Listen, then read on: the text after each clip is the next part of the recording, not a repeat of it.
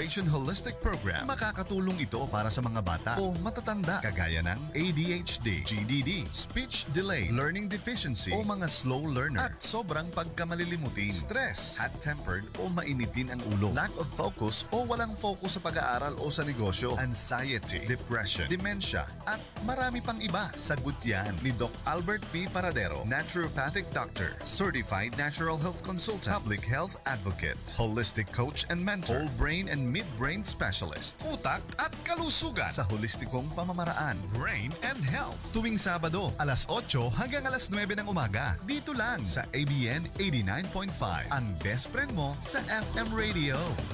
Utak at kalusugan sa holistikong pamamaraan, brain and health. Isang holistic at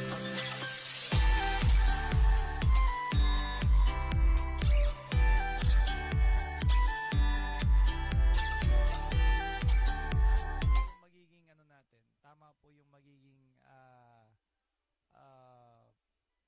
pag-inom natin ng tamang dami ng tubig. May iwasan natin yung magkaroon tayo ng sakit. May iwasan natin yung magkaroon tayo ng pabago-bagong alam mo na, lalo na pag nahihirapan kang dumumi sa araw-araw, no? So yung bowel movement pa lamang kinakailangan nakaka 3 to 4 times a day tayo. Kasi yun po yung dapat na nangyayari. Hindi yung tayo po ay dudumi at least 3 days na, hindi pa dumudumi, 4 days, 5 days. Ibig sabihin may mali na po sa loob ng katawan natin. At minsan po kasi, maging responsable tayo kasi unang-una, as I have said, ang katawan natin binigay ng Diyos sa atin, mahiwaga yan. So dapat maganda yung ating nagiging kalusugan. Ano po? So, ayun po, binabati po natin si Pastor Pet. Ayan, ito po yung kaibigan natin si Pastor Pet Solo. Ayan. Madronado. Ito po ay pastor po natin na missionary pastor na nandun po sa Thailand. Ayan po. Salamat po at see you again next week. Ano po, sana magkita na tayo ng time na yan, Pastor. And then, dun po sa ating mga na-meet po, no, na mga may sakit, ang advice ko lamang po sana is bigyan nyo po ng time na yung kalusugan po natin ay mabigyan ng pansin. Ang iba po kasi, nagiging problema, hinahayaan po nila yung sakit nila na lumala muna. Lagi na lang, sige po, busy po ako. Wala po akong time. Ano po. So, ibig sabihin, ang nangyayari po ngayon is yung ating time, kumbaga sa ating katawan, is napapabayaan. So, maling-mali po yun. Dapat po ginagawa po natin, yung katawan po muna natin, yung health po muna natin, prioritize po natin. Hindi po yung, tsaka na natin iintindihin yung health natin pagka tayo ay malala na. So, hindi po tama yung ganun.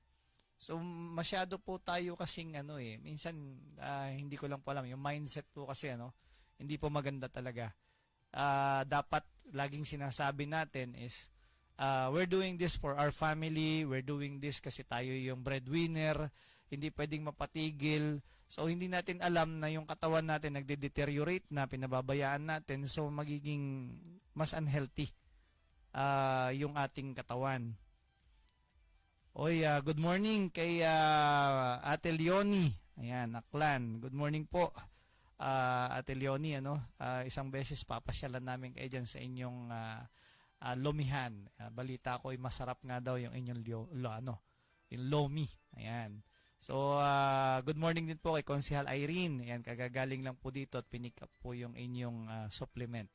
So sana po ay malaki may tulong po nito sa inyo, no? Yung proper. At sana po ay iwasan din yung pag-inom ng pagkain, ng mga pinagbabawal na pagkain. Yun nga po, nabanggit nga po pala sa akin na kayo daw po ay merong hika. So ayun po, hika. So po yan pamilya po yan ng allergy. Ayan. Yung asthma, allergy, skin allergy, pneumonia, PTB, tapos tawag dito yung skin asthma. So lahat po yan ay pamilya ng allergy. So hindi lang po yung basta bahing ka lang ng bahing, allergy na yun. Marami pong klase ang allergy. So pagka po kayo ay may hika, iwasan nyo po yung pagkain na madadagtang pagkain. Katulad ng mangga, ayan, langka, santol, ayan, chico, lansones, rambutan, star apple. Kasi yan pong mga pagkain na yan ay bahay po ng bakterya. So ibig sabihin po kung may bakterya syempre, ang kinakain mo, edi hindi po maganda yung ating magiging development sa katawan. Kasi umiinom ka ng gamot, ang ginagawa mo naman, lumalaklak ka naman ng bawal, edi useless lang din. Dahil pagka po kasi kumain ka po ng bawal, uminom ka ng gamot, pinakalma mo yung sakit mo, then ang ginawa mo, pinakalma mo yung hika mo, then kumain ka ngayon ng bawal, ginalit mo pa, minultiply mo pa, so parang ang nangyayari po dito, lokohan na yung gamutan natin. So dapat po ay maging healthy po yung ating pangangatawan. Maganda po yung may disiplina tayo. Kasi pagka po may disiplina tayo, ang kagandahan po niyan ay maganda po syempre yung ating nagiging development sa kalusugan natin. Kasi gumagaling tayo. Ang katawan po kasi natin, ayan po uulitin po natin. Lahat po ng sakit kasi gumagaling. Depende lamang kung ikaw ay susunod. Ibig sabihin, huwag kang kakain ng bawal. Kaya dapat po ay gandahan po natin yung pag-ano po natin sa katawan natin, pag-aalaga. Unahin po natin yung kalusugan natin. Uminom tayo ng tamang dami ng tubig. We do the inhale-exhale, proper exercises. Ayan, yung sweating exercise. So at least kung halimbawa naman ay yung oras mo, 'di ba? Halimbawa, sobrang taba mo na, hindi mo kaya mag-jogging talaga, you do walking. Kasi kailangan po talaga nating mailabas 'yan, yung ating mga toxins sa katawan by sweating exercise din. Isa po 'yan sa malaking may tutulong kasi nga toxins detoxification na ilalabas 'yan sa pamamagitan po ng pagpapapawis, 'di ba? Pag-ihi, pagdumi, kaya nga kinakailangan umiihi ka ng at least 5 to 7 times a day.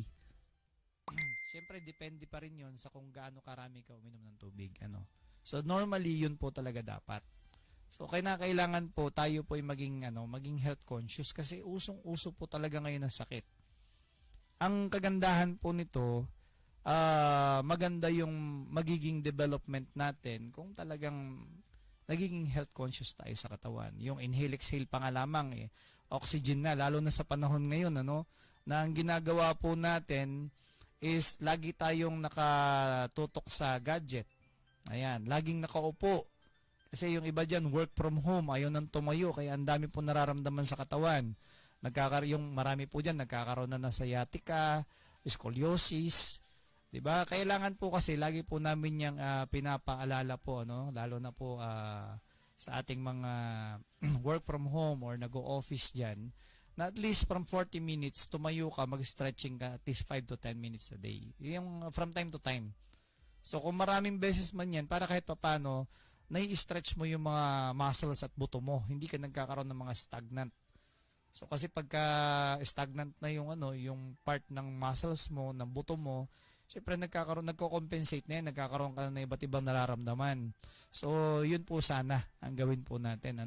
So, yun po yung purpose natin kung bakit tayo may programa dito sa ABN Online Radio, ABN Vlog at 89.5 FM. So, ito po yung ating utak at kalusugan sa holistikong pamamaraan. So, sa atin po ay isang serbisyong publiko na ibibigay natin sa inyo na sana po ay maganda yung nagiging kahihinatnan. So sana po ay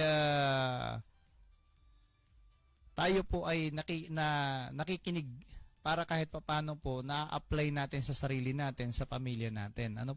So katulad po niyan, 'di ba, yung iba malalaman nila namamanas na lang sila kasi nga may problema na yung creatinine nila, sobrang taas na.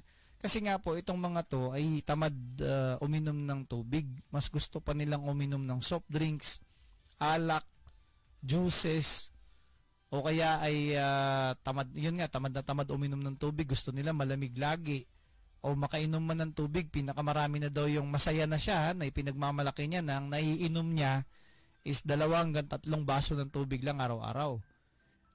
Tignan po natin, bakit po ba kailangan natin ng tubig? Number 1, tayo po nagsasalita, nagpo-produce tayo ng laway. So, the problem is, pag nagpo-produce tayo ng laway ngayon, ang nangyayari po niyan ay nagpo-produce tayo, nagagamit natin yung water.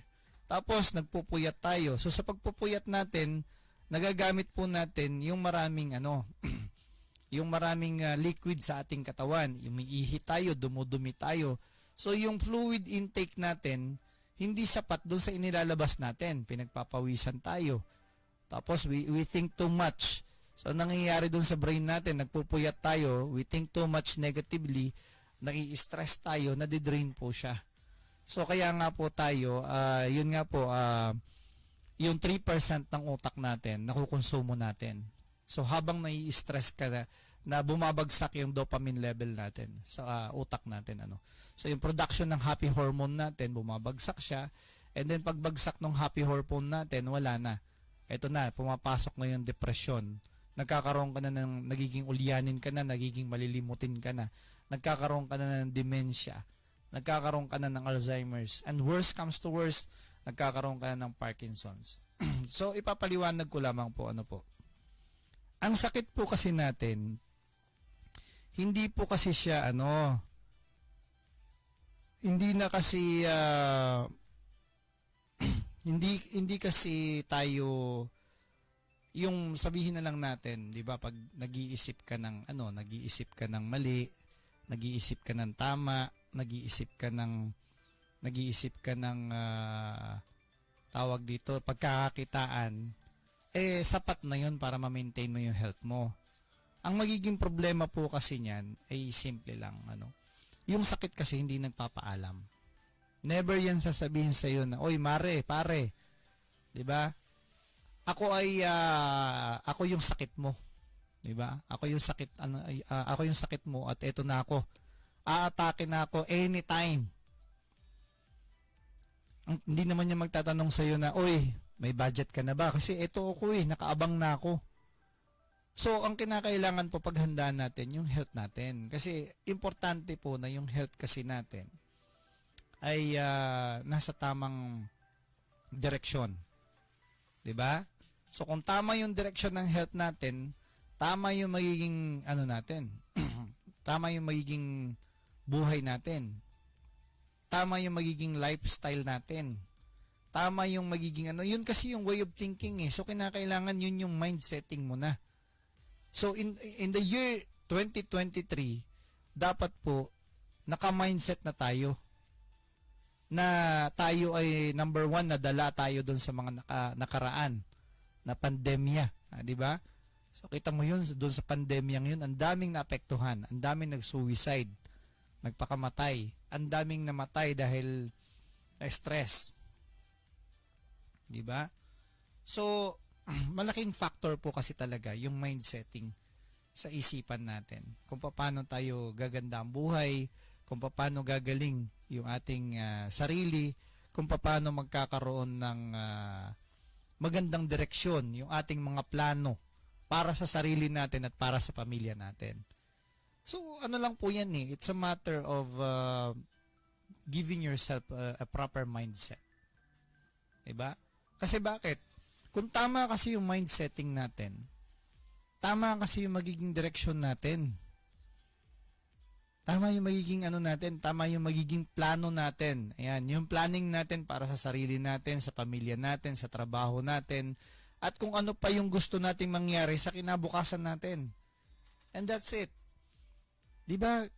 Alam mo kung wala kang stress, 'di ba? Maganda yung wala ka ng ibang dapat isipin kundi yung ikakaayos ng buhay mo. Kasi hindi mo naman pwedeng sabihin na ito'y ginagawa ko para sa pamilya ko. Hindi mo pwedeng laging sabihin yon. Kasi magising po tayo, Dahil unang-una, wala pong sakit na nagpapaalam. Pangalawa, sino ang magiging sandalan ng pamilya mo pag ikaw mismo ang bumigay? Yun eh. So ako bilang magulang, I want the best for my kids. The best for my child. Bakit? Kasi meron halimbawa, ang sakit ng anak mo is autism. Yan, ADHD. Hindi nyo po napansin, yung time na inilalaan mo sa kanila, doon sa pagbabantay mo, marami ka pang pwedeng gawin doon. 'Di ba? Babantayan mo kasi hindi mo pwedeng hindi babantayan ng bata eh, lalo na pag ADHD, napakakulit niyan. Tawid dito, tawid doon, 'di ba? Tapos takbo dito, takbo doon, akyat dito, baba doon. So hindi mo pwedeng hindi babantayan lalo na kung minor pa 'yan. Ayun na nga lang nasa medyo may edad na ng konti eh, part of mga 7, 8 years old eh, pag wala pa sa tama yung isip ng bata, 'di ba? Uy, kilala ko yung apo niyan, sinaksak niya yung mata ko. Kilala ko yung apo niyan, binato niya yung apo ko sa ulo, putok ang ulo.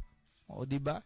So ako, pagka naayos natin yan, na-mindset natin ng tama yung mga bata, na-activate natin yung mga brain niyan, yung time na ilalagi mo sa kanila for a long time, na mas marami ka pa sanang nagawa, eh, may ibsan yun, magagawan yun ng paraan, magkakaroon ng pagbabago.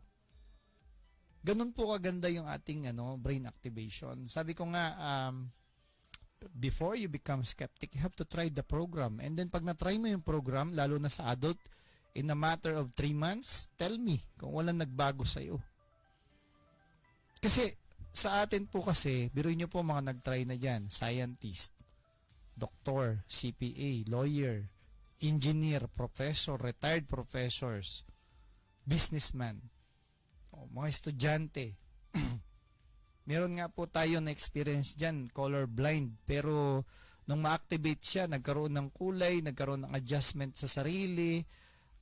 From no awards, pinakamatinding na iuwi niya, 36 awards. Diba? Meron dyan nakauwi ng 16 awards.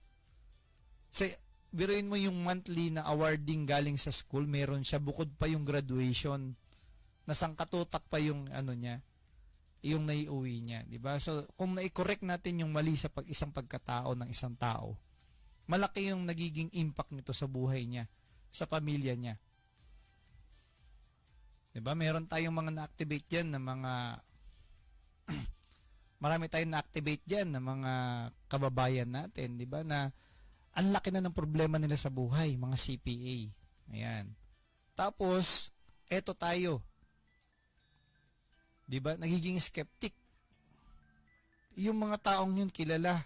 Alam niyo po kasi, sa sakit kasi, walang kinikilala yan. May pera ka man o wala tayong mangyayari sa'yo. So, yun po yung maganda dito sa programa natin. We help them understand kung bakit po sila ganun, paano sila matutulungan na maayos. So, kung may sakit ka naman, pwede ka naman po mag-inquire, pwede ka pong magtanong po sa amin directly. Then kung ano po yung abot ng aming makakaya na may sasagot po sa inyo, para magabayan po kayo doon sa inyong nararamdaman, ay gagawin po namin, ibibigay po namin. Pero kung hindi po namin kaya, we address it to the proper, diba, doctors or specialist na may kakayahan na tulungan ka. Kasi hindi naman po pwedeng isang doktor lang may kanya-kanyang specialization po yan. So, kung may maintenance ka, you have to take the maintenance. Pero dapat tanungin mo po yung doktor kung ito ba 1 hour before or 1 hour after meal. Pag nagpa-check up ka sa doktor, ang tanungin mo, Dok, ano po yung sakit ko at bakit po ako nagkasakit? So, kasi magkaiba po yung ano at bakit. Diba? So, alam mo na ngayon yung reason kung bakit ka nagkasakit at kung paano mo iiwasan yung pagkakasakit na yun. So, malaking factor po yun sa isang tao na mababago natin. Kasi, in a sense of knowing, di ba, kung ano yung sakit mo, alam mo na ngayon yung magiging boundaries mo. Oy, bawal ito, hindi pwede ito, tama ito, hindi dapat ito. Ayusin po natin. Maraming factor sa buhay natin ang pwedeng maayos. Maraming factor sa buhay natin ang pwede nating magawan ng paraan upang mas maging ayos tayo. So, katulad nga po niyan, syempre pag naiihi ka na, kailangan mo talagang ilabas yun. Huwag mong pigilan. The more na pinipigilan mo, ay yan po ay toxins o dumi na ng katawan mo, kailangan mo na siyang ilabas talaga. Kaya nga po naapektuhan yung mga kidneys natin. Nagkakaroon ng dumi, nasisira ito kasi nga po kung ano yung inilalagay natin sa loob, tapos hindi pa tama yung ginagawa natin. Samantalang ikaw mismo, di ba?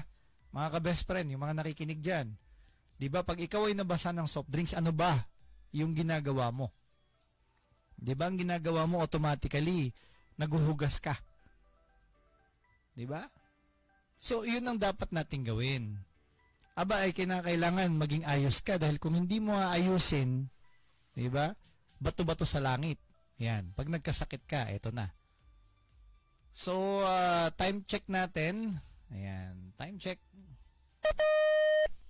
8:32 ng umaga. Ayan. Kayo po'y nakikinig dito sa Utak at Kalusugan sa Holistikong Pamamaraan together with CHC Agritech. Dito po sa ABN Online Radio, 89.5 FM, ABN Vlog. Ayan po, pakishare po ninyo dun sa mga kaibigan po natin na may mga sakit at karamdaman. You can visit also our page, Natural and Herbal Medicine. Ayan po, may group page po tayo dyan. We have 12,000 members. So, meron po tayong tawag dito, Natural and Herbal, Natural Minds, ayan, at Natural Minds and Advertisement Marketing. Ayan, nabubulol tayo. Ano ba yan? Nagkaroon ng bagong taon. Pasensya na po, tayo po medyo paos-paos pa ng konti. Ano? Nagre-recover tayo kasi nga po, ito po ay dahil doon sa pagbabago-bago ng panahon natin. And you can also visit our bone setting therapy, Tanawan, Batangas branch. Ayan po, kaya ang schedule pa nga lamang po niyan is on the 3rd week of January pataas. So, pwede po kayong magpaset na ng schedule ahead of time. Kasi makakasama na po ulit natin si best friend Mike Evander Hermano. So, binabati po natin yung mga listeners po natin yan, yung sa aking mga relatives, yung mga Mangahis family dito sa Malitlet, yan, Barangay Malitlet. At especially kay Ate Cora, yan sa aking pinsan na bait, si Eric at saka si Nel, mga his, ayan. Tapos ang Pronton family, De Los Reyes family, Cantos family dito sa Santa Rosa, Balibago, Kabuyaw, yan. Dila. And then ito kay Malakas Rod, yan, yung aking pinsan na pagkabait-bait. Binabati natin yan. Kay Sir Robert Masagnay, ayan, kay good morning, Miss V. Ayan. Kay Miss Verna Malaluan, good morning. Ayan, nice to see you again. Kahapon, nagkita nga po pala tayo ng hapon, ano. So, it's nice to be back with the program. Ngayon nga po, panahon na to, 2023 na tayo. So, bagong buhay, bagong kalusugan, bagong mindset. Ayan. So, dapat po agahan po natin lagi, 'di ba? Gusto mo matulog na maaga, gumising ka ng maaga. Ayan.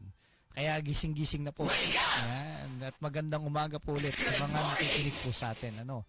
So, ang ating programa po ay mapapakinggan nyo every Saturday po yan, 8 to 10 in the morning.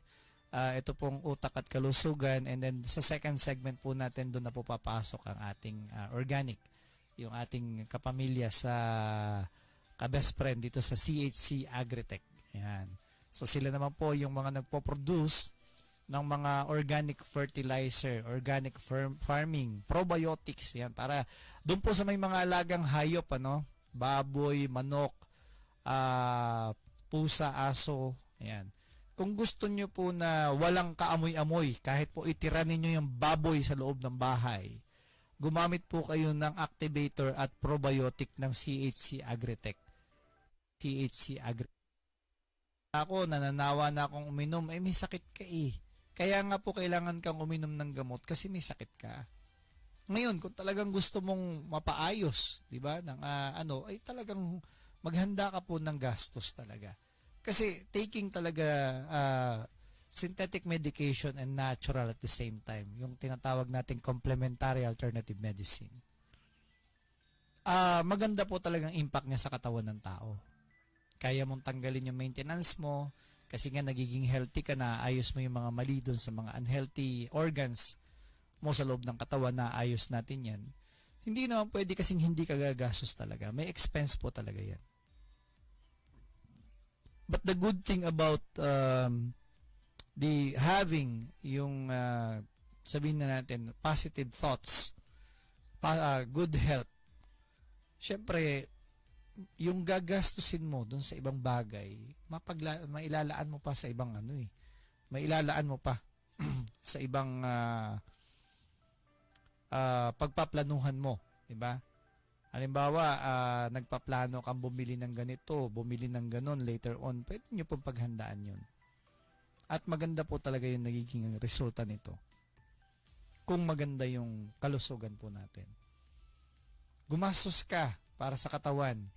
Kung nakakagastos ka nga doon sa ibang bagay, di ba? Yung mga best friend natin yan. Kung kayo po'y nakikinig, bato-bato sa langit, tamaan, ha? Huwag sanang magalit. Totoo naman nakakabili ka nga ng gadget, nakakabili ka nga ng mamahaling rep, nagpapa-aircon ka sa bahay. Ang kailangan mo yung healthy ang katawan. Hindi ka naman healthy tapos sasabihin mo later on wala kang pera kasi binili mo na ng ganito.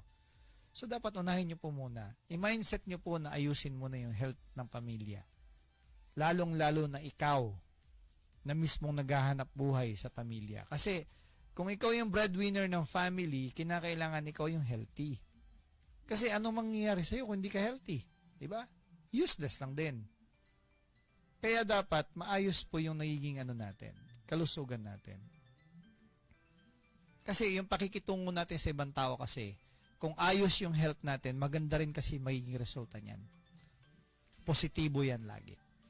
Hindi ka kasi irritable. Kasi pag may nararamdaman ka, irritable ka, nagmamadali ka, iba yung pag-iisip mo, di ba? So the way you deliberate to other people, iba na.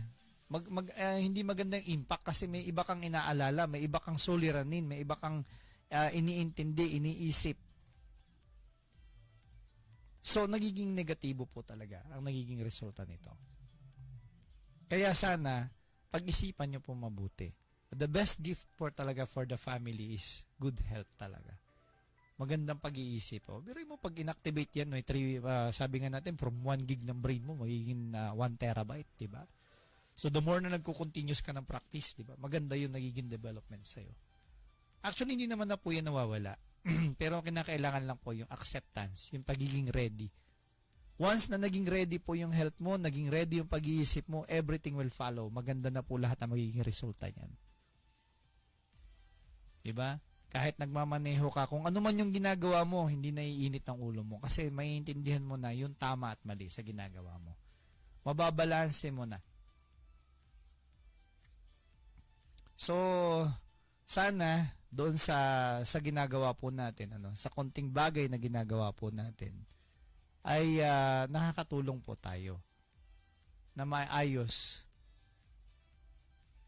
yung ating mga plano sa buhay, yung ating kalusugan, yung the way po ng kung paano po tayo mag-isip. Ganun lang po talaga kasimple. At lahat po nagsisimula po sa utak natin.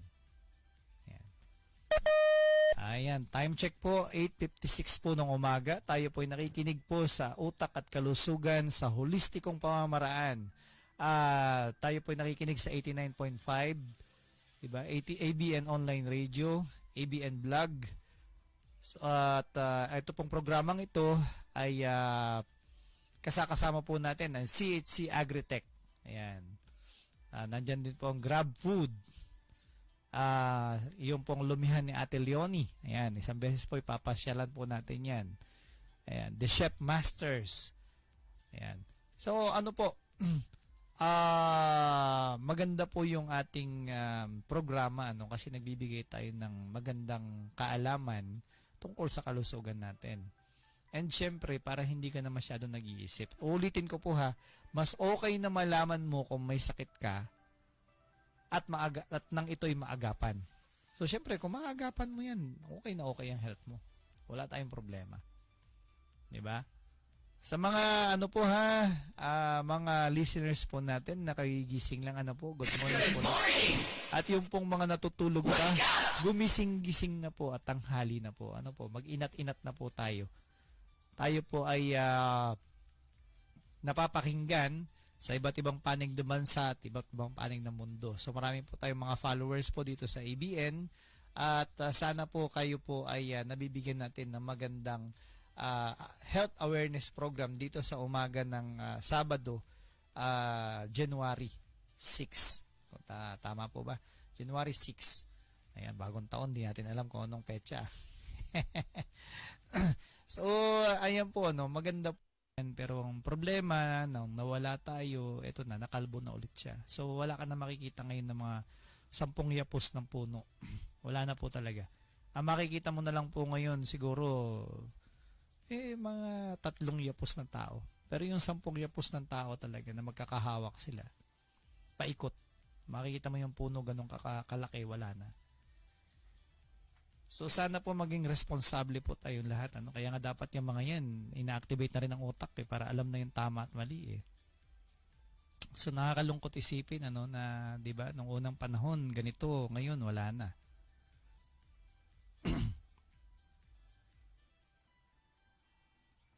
Kaya sana po subukan po natin itong CHC Agritech production. Kasi maganda po yung nagiging production po niya. Maganda rin siyempre nagiging impact nito sa health natin. Lalo na pag kinakain natin yung nagiging produkto po ng CHC Agritech. Yung mga pananim kasi natin yan nagiging healthier. Nagiging much more organic siya kainin. Hindi siya laki sa, di ba, mga antibiotics. Hindi siya laki sa mga synthetic pesticide, which is masama yung nagiging impact nito sa health natin. Kasi hindi naman po edible yan pesticide na yan Subukan nyo po lumaklak ng pesticide pagka hindi tumuwid na rin yung 2 paa mo. So maganda po talaga na maging tayo, maging health conscious tayo. Lalo na po ngayong panahon na nakaranas po talaga tayo ng pandemya. Alam naman po natin yan. Kita mo naman, di ba? Income mo, apektado. Kalusugan mo, apektado. Pag-iisip mo, apektado. Hanggang sa yung iba na hindi na talaga kinaya, nag-suicide na lang talaga. Malaking impact po ng talagang maling pag-iisip sa kaisipan natin, sa kalusugan natin, sa pagkatao natin. Malaking impact po yan. So, ayan. Talagang ipinopromote po natin ito na sana mabigyan ng pansin ng ating local government, ng ating Department of Agriculture, ayan, yung paggamit ng organic farming or itry nyo po itong sa CHC Agritech kasi alam ko po isa ito sa mga nakapasa sa standards po ninyo.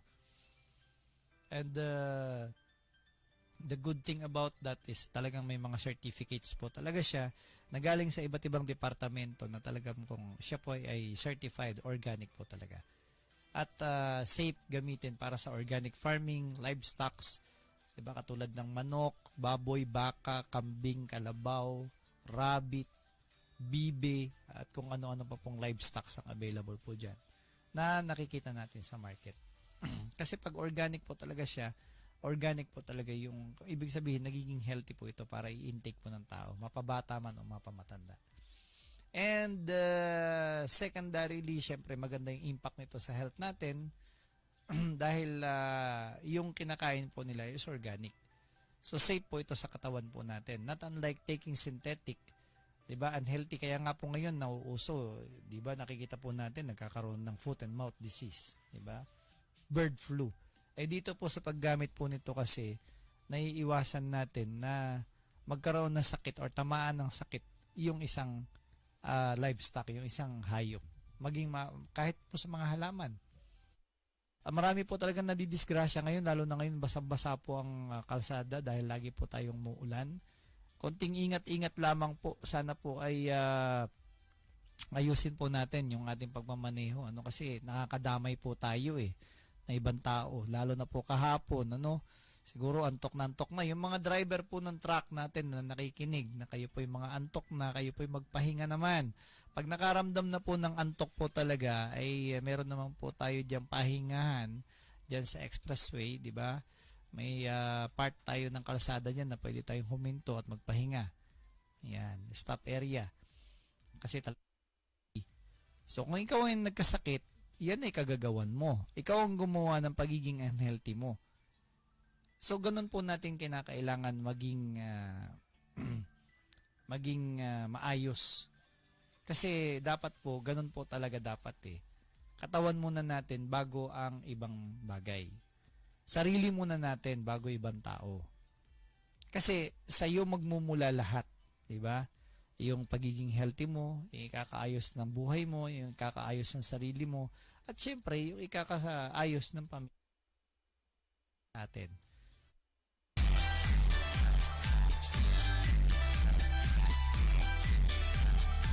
Utak at kalusugan sa holistikong pamamaraan. Brain and Health. Isang holistic at alternatibong pamamaraan ng paggamot gaya ng herbal supplementation, natural healing, holistikong pamamaraan sa kalusugan, alternative medicine. They also offer mid-brain and whole brain activation holistic program. Makakatulong ito para sa mga bata o matatanda kagaya ng ADHD, GDD, speech delay, learning deficiency o mga slow learner at sobrang pagkamalilimutin, stress, hot-tempered o mainitin ang ulo, lack of focus o walang focus sa pag-aaral o sa negosyo, anxiety, depression, dementia, at marami pang iba. Sagot yan ni Doc Albert P. Paradero, naturopathic doctor, certified natural health consultant, public health advocate, holistic coach and mentor, whole brain and mid-brain specialist. Utak at kalusugan sa holistikong pamamaraan. Brain and Health. Tuwing Sabado, alas 8 hanggang alas 9 ng umaga. Dito lang sa ABN 89.5. Ang best friend mo sa FM Radio. Mula sa lalawin